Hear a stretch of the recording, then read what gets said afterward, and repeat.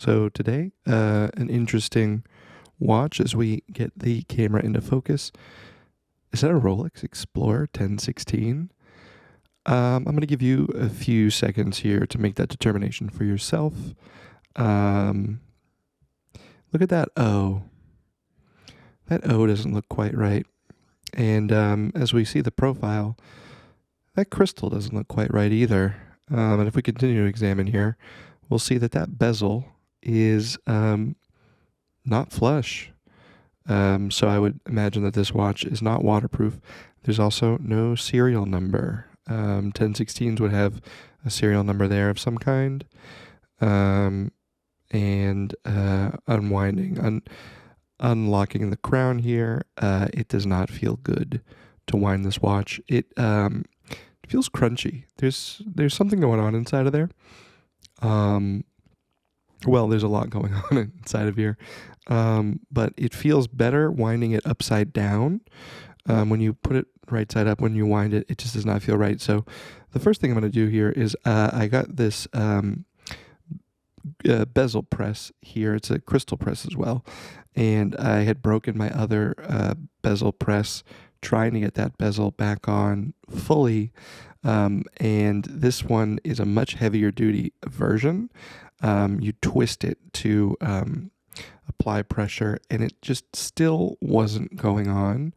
And so I'm going to be doing a lot of work to this watch, but I could not get that bezel on there.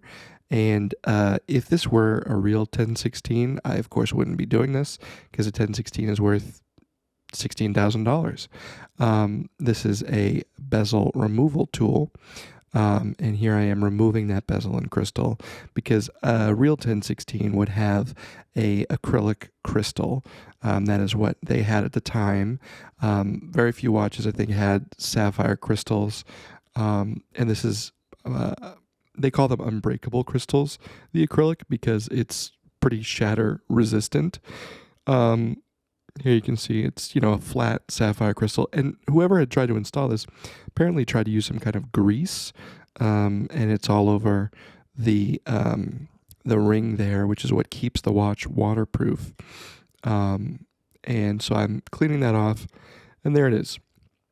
The dial is wrong. You can see the dial doesn't quite fit the case either. And there's some paint missing from probably installation and removal. So here I am just cleaning off the dial from any dust. And this is a Clark's crystal. This is an aftermarket because a crystal for this would be over $300. You can buy that for about 20, I think is where I got it on eBay. And this is a aftermarket 1016 Explorer bezel, which didn't quite fit. I needed to enlarge it to about 31.3 millimeters, I think, interior diameter. I used my Dremel drill press with a grinding disc to do that, and here I am pressing that on, and not quite 100% just yet. I do get it on there completely seated, and I tested it afterwards, and this watch passed 10 bar, which I don't think a real 1016 unless it's just been serviced, would do. So I was quite excited with that. And this bezel is a different profile as well. And the crystal, you can just see that the domed acrylic crystal is what this watch needs. Here you can see it's on there perfectly flat, perfectly aligned, but I'm still not quite thrilled with that dial. Because it's just obviously it's not 1016, and there's certain things about the case shape that aren't quite right. The crown's not right. Anyone who had one would probably be able to tell if they looked at it for more than a passing glance. So here I am. I had to buy this on AliExpress, a Rolex case back removal tool, and opening that up, and we'll see what's inside. Not quite sure what to expect. And interestingly enough, the case back does say 1016. I do not believe it is a authentic case back at all. because that case isn't authentic. And this movement is also not authentic, but it is an interesting movement. So this is a clone of a Rolex 3135 movement. And winding it here, I'm trying to see if there's anything keeping it from winding cleanly. I removed the crown and stem. It seems fine. And then there's some case clamps here that are holding it in. In a real Rolex, there wouldn't be clamps. They would just be screws that are backed out to apply pressure. So I'm removing those screws to get this movement out of the case. A 3135 is the movement found in most date justs. It's a date movement. The Rolex Explorer 1, the one that came after the 1016, would have a 3130 movement. That's basically the same as a 3135 without the date complication. But a 1016 would have a different movement because it's from a different vintage. So with all the other tells, I mean, I'm certain that there are a few 1016s out there that have had sapphire crystals installed by psychotic people.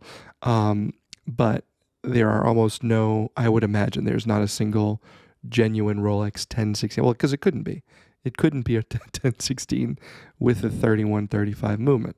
So now that we know pretty much everything here is inauthentic, I have no qualms about making it right. So here I'm moving those clamps to get the movement out, and I'm going to be modifying this watch. Here I use a second case cushion, flip it over, so you can just remove the movement dial and hands from the case, and I'll put that case aside because now the case doesn't have any Rolex branding on it other than the case back, and I guess the crown is a signed crown, but it's a nice looking case. I mean, it's clear what it's trying to be, and while I don't think it should be a real 1016, like I wouldn't try and Frankenstein this watch with genuine parts, I think it would be fine to make this into an homage. I picked up this watch at a thrift store, and they knew what they were doing. They were selling it as inauthentic. It was like $100, which was too much, because I think it's still illegal to sell something like this. But I figured it would be interesting to watch the watch be taken apart and put back together as something that isn't illegitimate. So here I am using some nice hand puller tools, and I'm putting the hands into one of these. This is my first time using one of these little membrane boxes, because since I'm going to be reusing the case, I am going to reuse the movement. I'm going to try and take it apart and fix it. I want to keep as much of it in as good condition as I can. So these are some cheap AliExpress wood-tipped tweezers, because there is some high polish on these hands. The hands seem nice. So I'm going to try and reuse those. I mean, they're made for a 3135 movement, it seems. So I have one of these little membrane boxes to keep them clean and scratch free. And now that we have the hands removed, and we'll put the second hand there and there as well, the next step is trying to figure out how they fixed this dial onto this movement, because I don't know that you can buy a 1016 dial with dial feet. And when I was inspecting the movement, it didn't seem like the dial feet screws were torquing it down. So here I'm just using a 1.6 millimeter flathead screwdriver, and there is a little space where you can pry a stuck dial, and you can see they did something that I wouldn't do in a watch build, is they use what are called dial dots, and it's basically just double-sided tape that's quite sticky, and it's like really gummy, and for the most part it works, but I think it's what's causing the problem with the movement. And once I'm finally able to get this out, now whoever built this watch, shame on them. They used 4 of these little dial dot adhesives, 3 of which appear to have just given up completely. Only one of them was actively keeping the dial on the watch. And it's the one that's right above what's called the keyless works. And that's a holdover from pocket watches, because when you would wind up a pocket watch, you would use a key. The crown was considered the key. And when they made wristwatches, the crown is part of it, and so it is keyless. And so the whole mechanism that winds and sets the movement, that's called the keyless works. And so here I'm just showing you the dial. You can see it at one point had dial feet, and someone who was lazy just removed them and used glue essentially. But when I pick up the movement here, you can see there was 4 dots, and one of them is directly above the keyless works. Now that plate is solid, but there is a crack between the keyless works and the date wheel, and I think something must have gotten in there. And so here I am prying it off.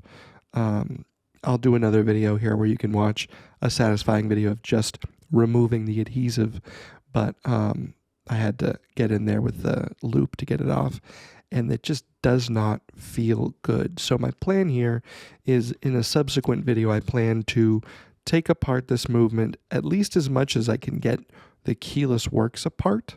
I don't want to do a full service on it because I don't think it's worth the time and the energy.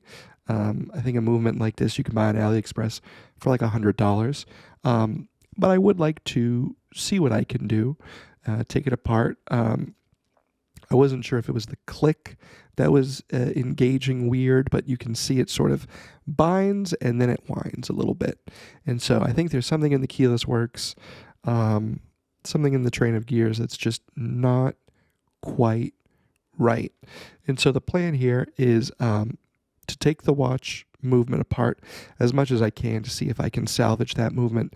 And if I can't, I'll put in a different movement. And I have a dial that I'm ready to use for this that I think is fitting for this build. And yes, there's going to be a ghost date position because I'm not going to be swapping in a fake 3130 movement, but stay tuned if you want to see more of this.